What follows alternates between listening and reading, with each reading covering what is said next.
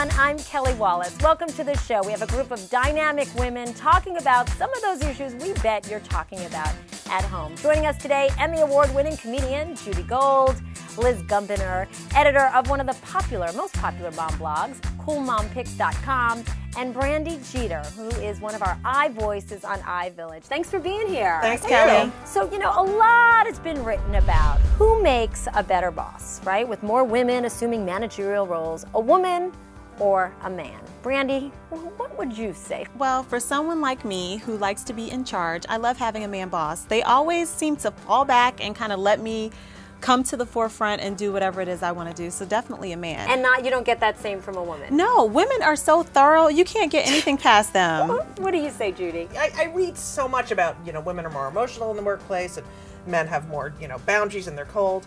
I think it really depends on the person. Yeah. I think it depends on the person. Typically, women tend to be more democratic. If you look at surveys, they're less bossy. But I've also seen that that's in part because women are not respected who are bossy. They're called bitchy. Right. So I think to some degree, because it's sort of not always a female-friendly workplace, women have to kind of adapt to the male model of bossing. Cheating. This was a dilemma, and one of our iVoices actually tackled the topic, which is to tell or not to tell.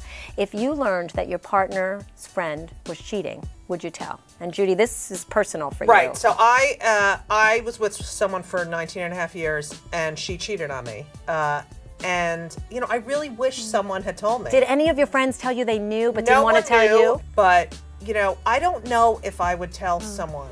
I feel like I would want to, but whether you because I want to save that person, time and energy, but you don't know if that person would ever talk to you again. You don't know where their loyalties lie. Brandy, what do you think? Would you tell? I mean, if you're married, that's totally different than being boyfriend and girlfriend. I mean, when a couple is married and you're getting into their marriage, like that's a pretty big deal. Now, if it was one of my girlfriends, single girlfriends, no kids, a boyfriend, I would totally tell without even thinking about it. Okay, so then we have someone in the iVillage community who wrote that he and his wife had not had sex in 16 years, Liz. Gosh. But it brings up the issue of mismatched libidos in relationships, whether you're married or not. How do we deal? I kind of wish sometimes I think there I could was be a mismatched guy. libido. Look, my partner, he's 8 years younger than me, so he's still peaking, right? I get it. Like, we're mismatched sometimes. Right.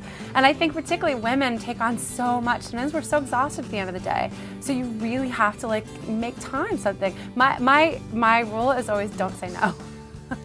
I think that's like a marriage saver. Well, that didn't work for Nancy Reagan. So, come on, sex is such an important component to a marriage. Just being close, just having that intimate time together, And I think it's very selfish. I see it a lot of times, and I don't know if people are joking on Twitter or not about how long their husbands go without having sex with them, And Right. I just think, I'm like, who wants to be married to you? And I'm single, so, when I get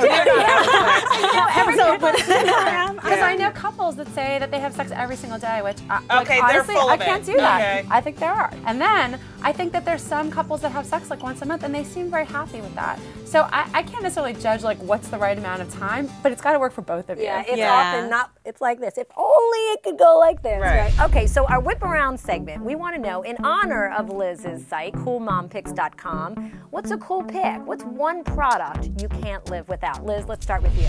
Burt's Bees lip balm. I'm completely addicted. I always have like 4 of them in my bag at any time in case I lose 3 of them. Oh, that's a good one. That is a good one. Judy, what about you? Well, it would be travel-sized toothpaste because, the larger tubes you're not allowed to take on the plane. Oh yeah, smelly breath. Oh yeah. What about you, Brandy? My digital camera. So I take pictures of just everything that I see around the city, and then I upload them to my computer and use them kind of as storybooks for my daughter. Like, she likes to look through them, so.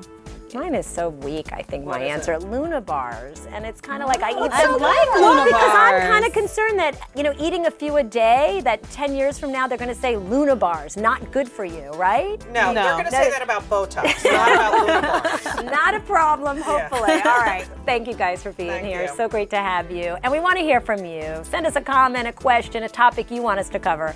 And you can reach us on Twitter, on Facebook, and in the iVillage community. Thanks so much for being here. Hope to see you again soon.